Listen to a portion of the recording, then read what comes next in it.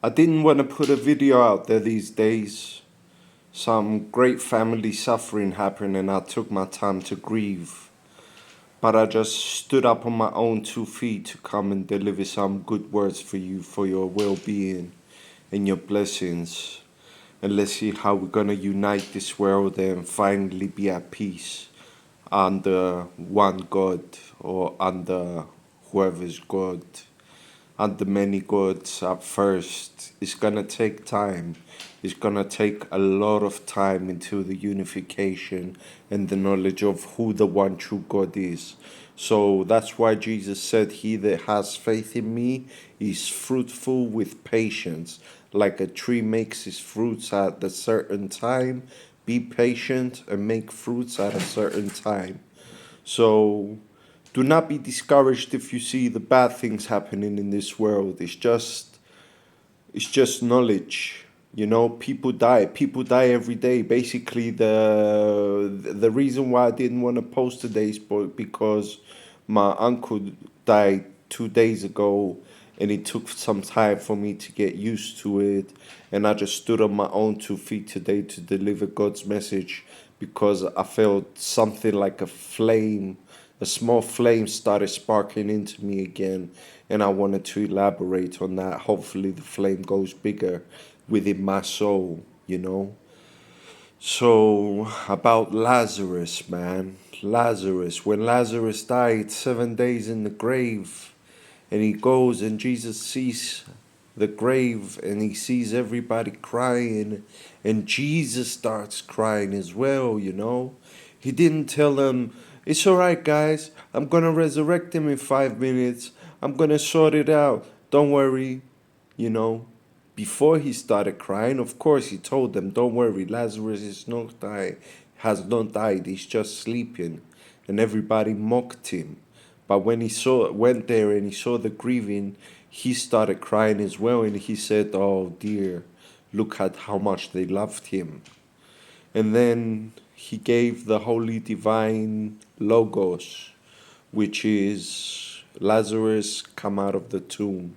And Lazarus came out of the tomb and lived almost happily ever after.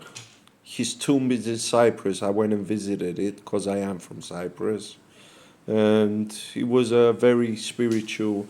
As a matter of fact, I want to take you guys on a trip because we have a lot of original saints. They built their monasteries and their houses are here.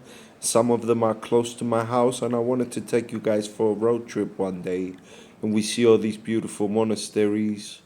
We don't have the original Saint George didn't live here, but we got his own small chapel, and I wanted to take you through there. It's one of my favorite posts to hang out. And yeah, as far as my uncle goes, he went to the real life.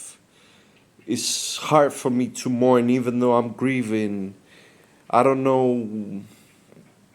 There's a lot of worrying going about right now. But me personally, even though my uncle was young, I feel like he went to his path to the real life. Me personally, I'm compromised with my God. I don't care when I'm gonna die or if I'm gonna die or who this, what, or how many years I'm gonna live. I'm compromised with my God. Yeah, I'm going through my personal sufferings. Yeah, big time personal sufferings. But fortunately, this YouTube ceremony that I give gives me a bit of hope for a better future. You know, at least I get to spread the word out, and it's something magnificent for me to have this honor and this knowledge to spread the word out. And let's talk some more beautiful things about the afterlife. Jesus said, "I am the life." He said, "I am the Alpha and the Omega." Now, the Alpha and the Omega takes us even beyond the afterlife, takes us into everything, everything that starts and ends with Him. So it takes us through knowledge. You know, knowledge is beyond life. And it takes us through everything. Everything is beyond life. Everything starts and ends with Him. And He takes us through everything, everywhere, goes, starts from Him, and leads back to Him. So there's no way to run away from God, one way or the other. You just ignoring things that are already there. So I don't mean to diss you. I just came to inform you, you know, because I've seen things. I've seen things that, it's not even, my preaching is good enough. I don't even have to say about the things that I've seen. Uh, I would like to give you a reminder to check my profile picture because that's a real angel and it was taken by my friend. And we were doing some heavy prophesizing during those days. And the angel apparently came and visited us.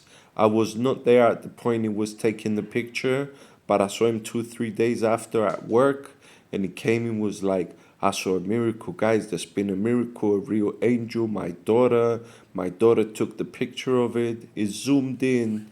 It's not AI. We don't play around with these things. The angel knew what he was doing. He stood by long away enough so you can say it's AI. But if you notice at the whole picture and what he's holding within his shadows, within his cloth, you will be amazed. And yeah, that's all I had to say for today. I would like to wish all denominations, all people of all colors, body structures, um, views of life, um, people that believe in God, people that don't believe in God. I would like to wish everybody love because we have the same blood and the blood gives testimony, as is said in the New Testament. And I would like to encourage you to take a few minutes of your life to read some of that New Testament. The whole book would be perfect. Me, I read the book like 7, 8 times, and the Old Testament about 1.5 to 2 times. I'm still picking up things. The more you read it, the more you learn it. But for people that want to make some sense out of this life, I would encourage you to read the New Testament, even a couple of minutes of your life, because it's real essential words and it's words that need to be heard. Amen. I'm going to leave you with a blessing. People of all colors, body structures, denominations, religions, and culture. I love you all, and I hope I'll see you soon again. Bye bye for now. Amen.